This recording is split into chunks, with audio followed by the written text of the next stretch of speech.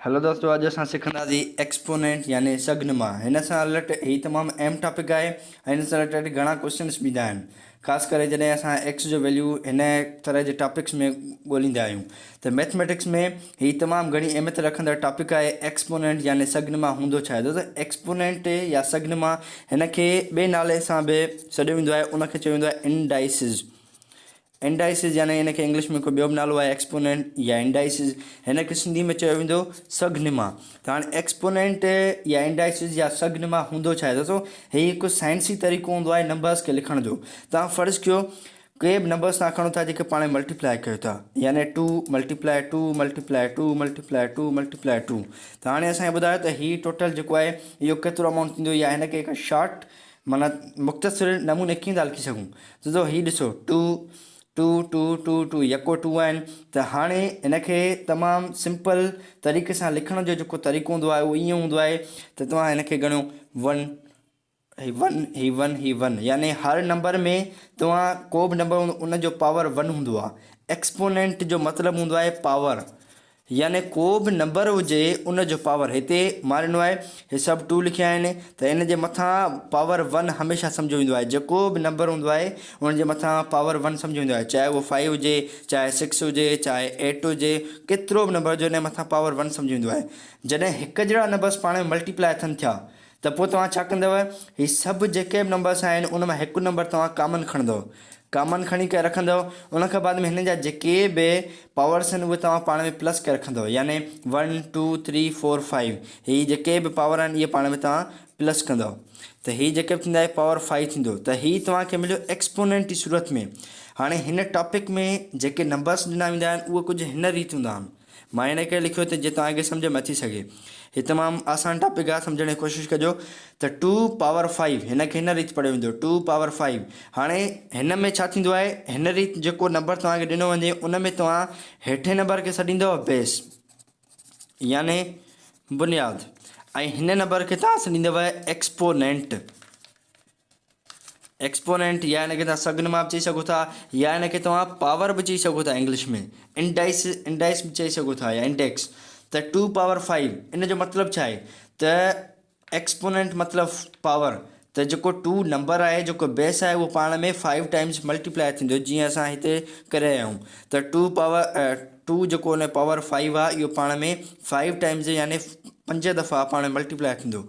2 multiply 2 multiply 2 multiply 2 multiply 2। त यानी हिन खे मुख़्तसिर तरीक़े सां लिखण जो ही तरीक़ो हूंदो आहे एक्सपोनेंट। हाणे एक्सपोनेंट में असां कुझु लॉस पढ़ंदा आहियूं। उहे लॉस हूंदा आहिनि, हिकिड़ो हूंदो आहे प्रोडक्ट लॉ। हाणे प्रोडक्ट लॉ जो मतिलबु छा हूंदो आहे, हाणे हीअ जेको तव्हां असां मथे सिखी आयासीं त 2 पावर 5 2 पावर 5 तव्हां फ़र्ज़ु कयो तव्हां हिकिड़ो नंबर ॾिनो 2 पावर 5 मल्टीप्लाए थिए थो 2 पावर 6। तव्हांखे हिन कुझु तरह ॾिनो वेंदो। हाणे तव्हां चवंदो त हिन खे तव्हां सॉल्व कयो, हिन खे सॉल्व कयो त हिन जो जवाबु छा ईंदो। यादि रखो त प्रोडक्ट लॉ में छा थींदो आहे त जेके नंबर्स आहिनि, यानी हिन जा जेके बेस हुजनि, जेको हेठि नंबर हूंदो आहे उनखे बेस ॾियो वेंदो आहे, जेको मथे नंबर हूंदो आहे उहो एक्सपोनेंट या पावर हूंदो आहे। त हिन में जेके बेस आहिनि, कंहिं बि नंबर जा बेस या बुनियाद आहिनि, उहे जेकॾहिं सेम आहिनि त तव्हां उन मां हिकिड़ो कॉमन खणंदव। पोइ प्रोडक्ट लॉ में ईअं थींदो त हीउ प्रोडक्ट माना मल्टीप्लाए या ज़रब तव्हां सम्झी सघो था। त ज़रब में नंबर्स या जेके पावर जेके हूंदा आहिनि इहे पाण में हमेशह तव्हां प्लस कंदव, यानी 5 प्लस में 6 त हीअ थी वेंदो 11 यानी 2 पावर 11। त हीउ हुयो प्रोडक्ट लॉ। प्रोडक्ट लॉ में छा थींदो त जेके ॿ नंबर्स हूंदा उहे पाण में तव्हां हिकु ॼणा त उहो कॉमन खणंदव, हिकिड़ो कॉमन खणी रखंदव, ऐं जेके हुन जा पावर्स आहिनि उहे पाण में एड कंदव। पोइ ॾिसो त एड करण खां बाद में रखो था, ऐं हिन सां रिलेटेड हिकिड़ी ॻाल्हि यादि रखिजो त 2 power 3 multiply 2 power 6 multiply 3 power 5। त हिन खे तव्हां सॉल्व करण खां अचे तव्हां छा कंदव त 2 पावर हे जेके 2 वारा बेस आहिनि इहे तव्हां हिकिड़ो कॉमन खणंदव, हिन जा पावर तव्हां जस्ट प्लस कंदव। 3 ऐं 6 पाण में छा थींदो 3 + 6।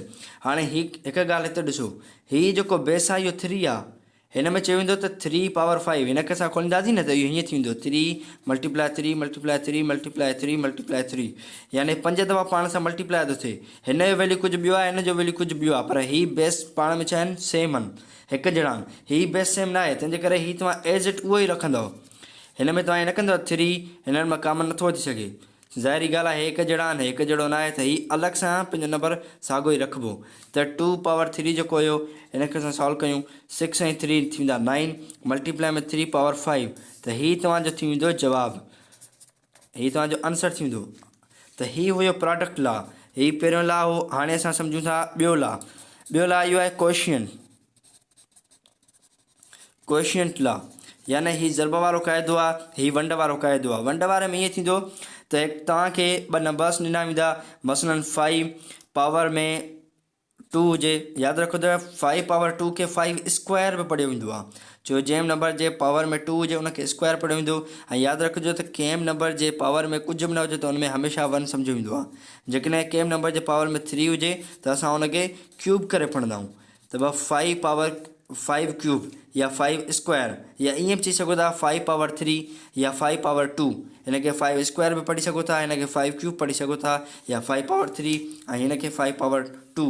त मां हिनखे 5 स्क्वायर थो पढ़ां, त डिवाइड ई तव्हांखे हिते निशानी ॾिनी वेंदी, पोइ ॾिनो वेंदो 5 जस्ट 5 असां या हिते 5 3 था लिखूं, त पोइ तव्हांखे चयो वेंदो त हीउ सॉल्व कयो, हुन तरह सां हीउ बि सॉल्व कयो। तव्हां ॿिन्हिनि में नंबर्स ॾींदव सेम आहे, त हिकिड़ो यकीनन कॉमन कंदव। यादि रखिजो त एक्सपोनेंट में जिथे मल्टीप्लाई हूंदी उते पावर पाण में प्लस थींदा, पावर प्लस थींदा पाण में, ऐं जिथे डिवाइड हूंदी उते पावर पाण में माइनस थींदा, यानी कट थींदा। त हिते 5 पावर 2 आहे या 5 स्क्वायर आहे, त हिते सेम टू सेम रखंदो ऐं हिते माइनस निशान ईंदो ऐं 3 हुन मां कटींदो, त हिते जेको तव्हांजो बचियो वेंदो उहो बचंदो 5 मां जेके 2 मां 3 कढो त हिते बचंदो माइनस जो 1।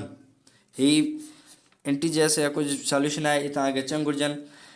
5 पावर 2 माइनस 3, त 3 मां 2 ईंदा त माइनस जो 1 बचंदो, त हीअ असांजो जवाबु आहे। हाणे हिते हिकिड़ी ॻाल्हि यादि रखणु घुरिजे त एक्सपोनेंट जो हिकिड़ो क़ाइदो कान हूंदो आहे, जॾहिं बि तव्हां मतिलबु एडवांस लेवल ते हिन सॉल्व कंदो हिसाब एक्सपोनेंट में या पावर्स में तव्हांखे कॾहिं बि को नंबर नेगेटिव में या काटू में मिले थो, यानी हीअं 5 माइनस 2 हुजे या हुजे और 5 पावर माइनस 6 हुजे, तव्हांखे हमेशह यादि रखणु घुरिजे त पावर किथे बि नेगेटिव में न हुजणु घुरिजे, हिन जो हिकिड़ो असूल हूंदो आहे।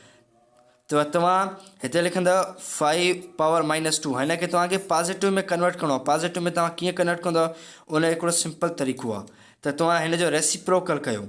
छा रेसिप्रोकल माना हिनखे उबतड़ लिखो, 1 में 5 पावर माइनस 2 न रहंदो, जॾहिं बि -2 पावर हूंदो आहे उनखे तव्हां अपान जी सूरत में कंदो त पावर हमेशह पंहिंजी साइन चेंज कंदो, हीअ हिते माइनस में आहे त हिते प्लस में थी वेंदो।